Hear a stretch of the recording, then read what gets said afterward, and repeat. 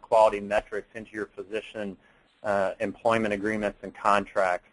Get them used to the idea of quality and of value and of patient experience being part of their compensation.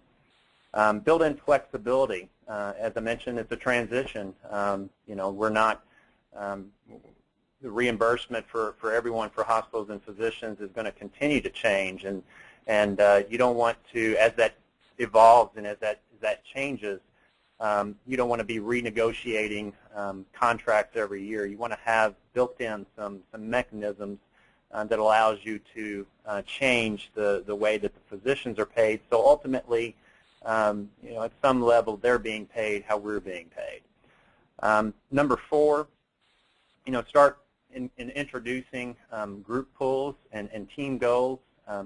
You need physicians together working as a team. More and more of medicine, of care, particularly when you think about services and service lines such as oncology and cancer.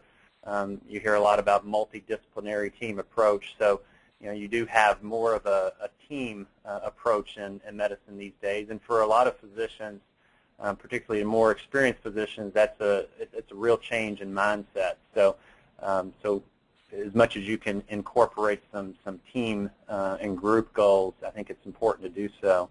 And then finally, number 5, understand. It's always been the case, no different than 10, 20 years ago. You have to understand the legal parameters that exist in the structuring of your physician compensation plan.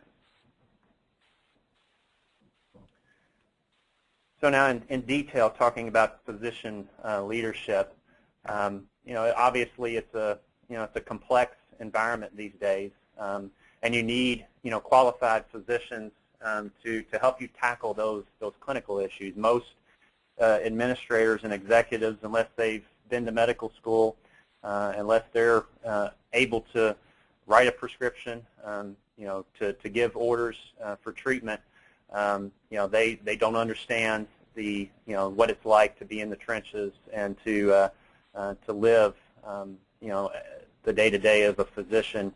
You need the physicians to help you impact the process of care and ultimately the outcomes. So you've got to have, it's critical that you have that physician leadership.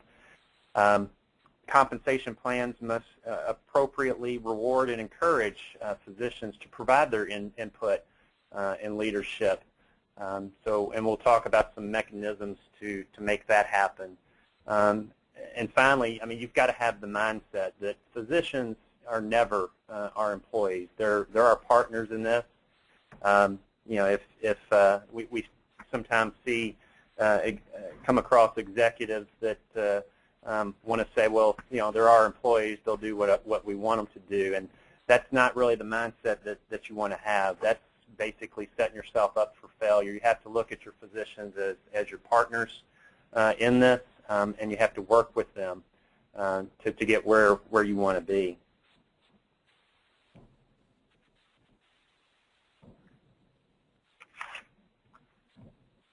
Now, some of the mechanisms that